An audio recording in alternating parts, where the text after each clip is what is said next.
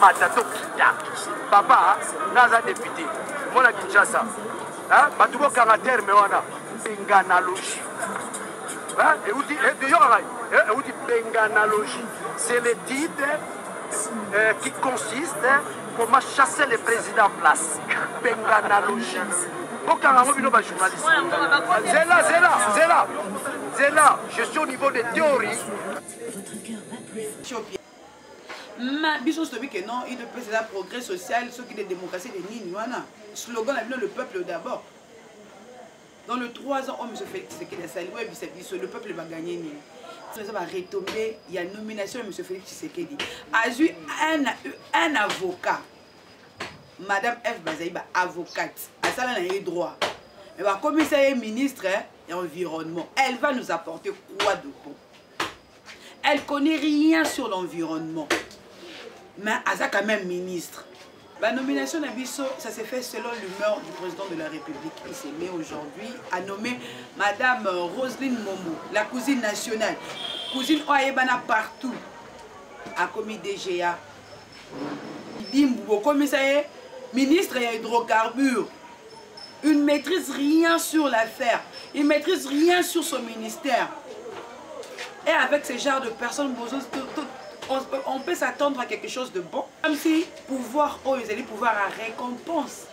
Pouvoir, depuis dans le baron que non, monsieur Félix, vous avez récompensé 3 ou 4 ans déjà, c'est trop. Si les lots, tokoliae, tokomelae, poulet, ceux qui poulet béton, tokofete na ba sauce, na ba Thompson. Si les lots. Écoute, le chose le plus grand, monsieur Félix, c'est...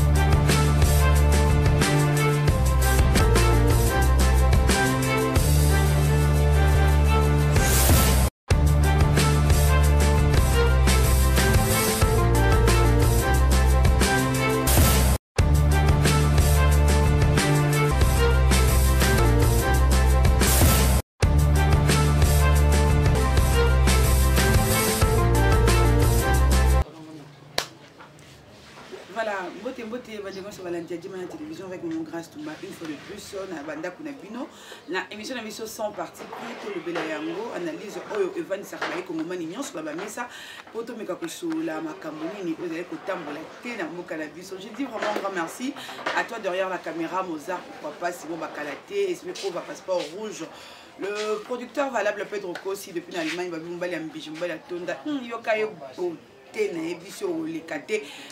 bientôt dans la célébration autorité morale avec le frère Jonathan Yafou. Maman Grâce Toumba aina les solo ni mokolo lelo. Maman Grâce Toumba il a tala ma solo belé entre autres. Tu peux terminer le solo à carburant.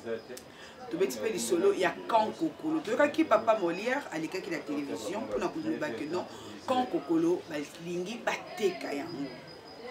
Quand kokolo balingi bateka yango et pas banal balingi bateka yango po basala na mbongo wana nini ata kutu bazaka na posa mbongo mais à façon autre comme okenela nango et comme kolika et comme vraiment kolika po siko so teki quand kokolo ba soldat nyonso kozala na bokotia bango bandeko balandi ici à Kinshasa tozali na posa terrain te la preuve est que tozaka na biso comment mon pépé ko tozali na Kinshasa te mulungi comme pas possible.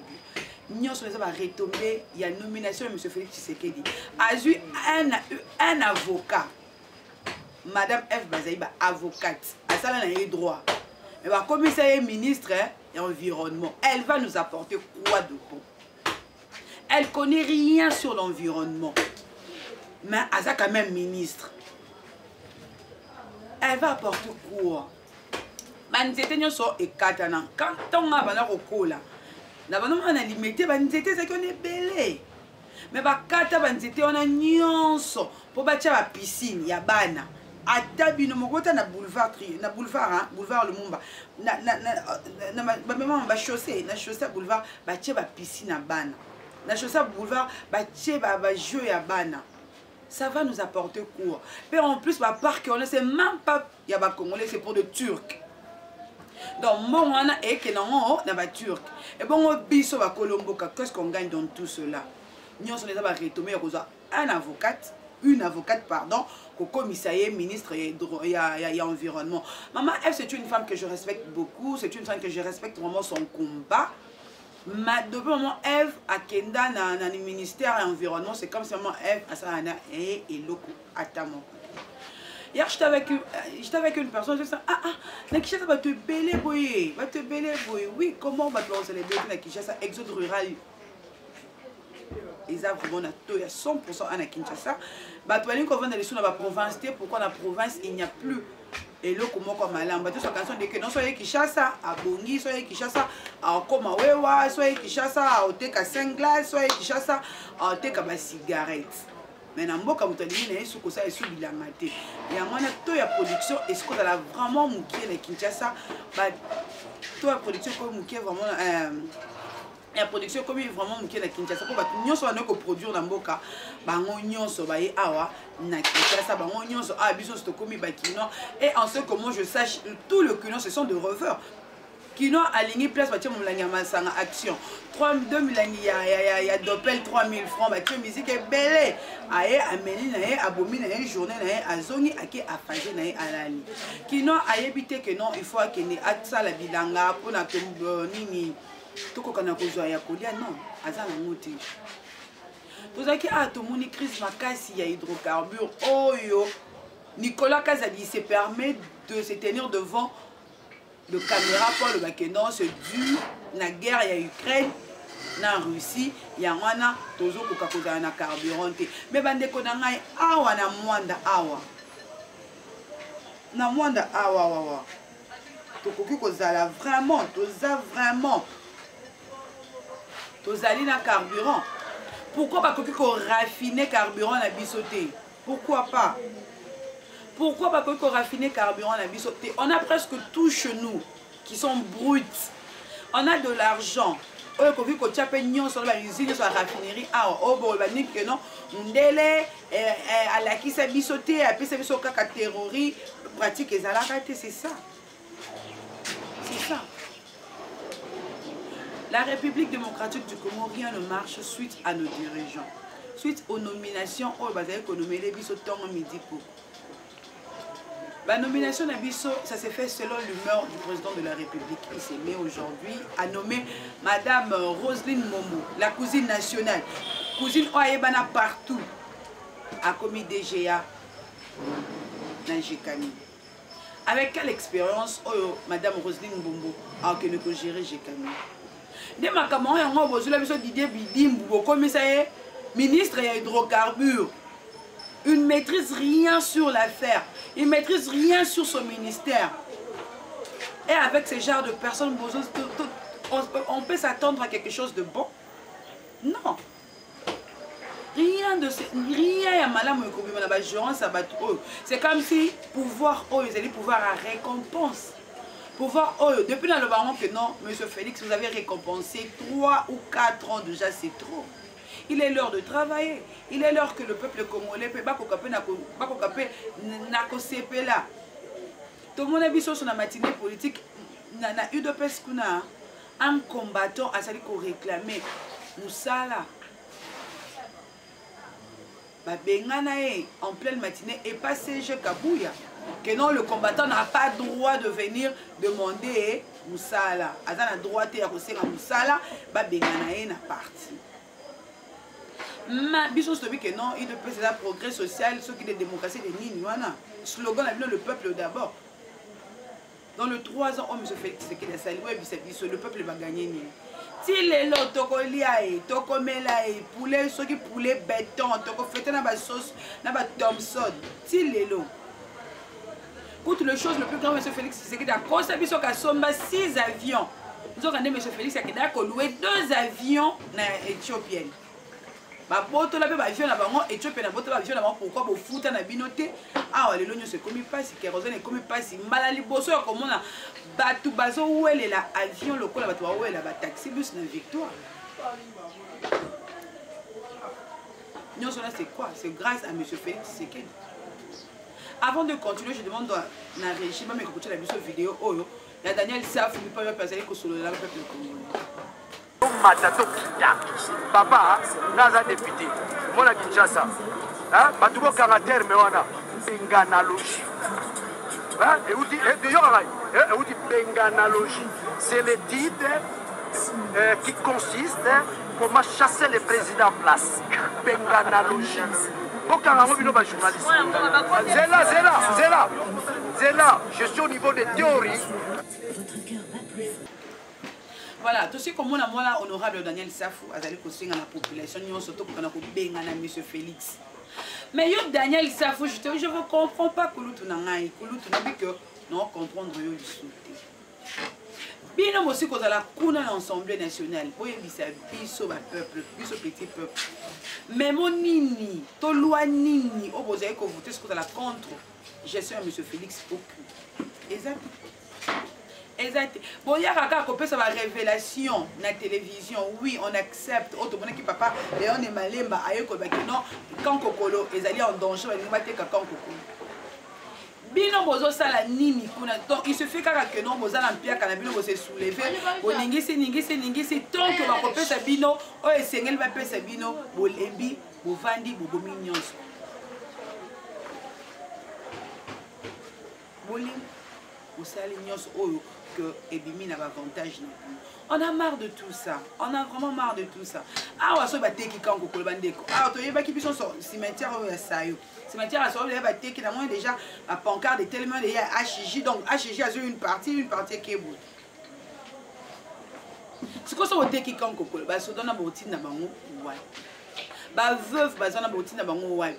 Ba blessé de guerre au bazora ceux qui 60 000 francs le mois na botine na bango ouais. Bon ça na bango honte à vous. J'appelle l'homme politicien congolais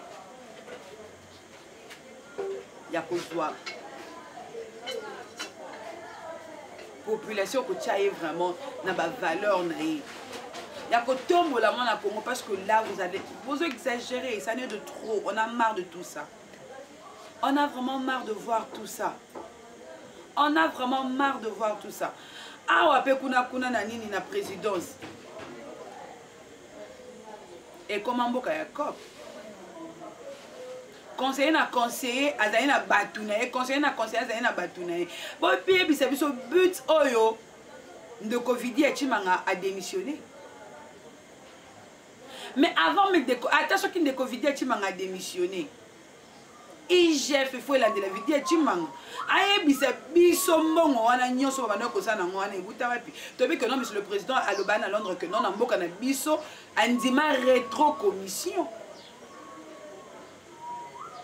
donc wa mbongo oyo vidéo etimanga bana ko ba tout ozaki rétro commission dossier 100 jours Vital Kamerhe Kangama awa le président de la République a été inclus dans le dossier. Vital Kamerhe le disait tout haut. Ah, on appelle les sous-sous. Vidi eti mangape albimisi les sous-sous makambutu. Tant Kabunda le baki en biso tout. To biso te bino. Au s'agita que non Kabunda n'a pas de preuve. Na makambu Kabunda le baki. Ah, est-ce qu'on va preuve mon ami? Kabunda a kozwa, a ko bénéficier. La surveillance. La résidence fermée. A comme ma prison, on n'est pas naé. Point d'interrogation. Point d'interrogation. Pour eux, comme pouvoir, il y a acharnement. Et comme pouvoir, il y a acharnement. Au ligne, il sous-souté que Congo na Congo ACP là. Depuis 21 000 $, professeur, enseignant à 90 $. Avec ça, là, notre pays va vraiment avancer. Avec ça, là, vraiment, avec ça, vraiment, je crois pas. Je crois pas. Peuple congolais, tel sa conscience, parce que sur total, politicien, il n'y a rien de bon. Il n'y a rien de bon. Quand il y a le bakamutu, quand s'est révolté, il s'est révolté. So tali que non, on s'est révolté pour la bouille. Kakayo, ceux qui ont s'est révolté, non, s'est révolté. Mozart s'est révolté. Qu'on n'a pas s'est révolté. Au comment on a peut gagner, oui, c'est vrai, nous tous nous savons que notre pays est sous l'occupation. Qui ne le sait pas? Qui ne sait pas que notre pays n'est pas géré ou dirigé par un Congolais? Batika juste un étiquette. Ou bien une étiquette pour dire automoni que non yé mwana mboka le kwaza mwana mboka toko kana ko batela ye toko kana ko bomba ye pona yende mwana mboka Entre M. Félix Tshisekedi et M. Kabila, qui est un bon gestionnaire, qui a bien géré le pays, et qui est un Rwandais, et qui est un Congolais?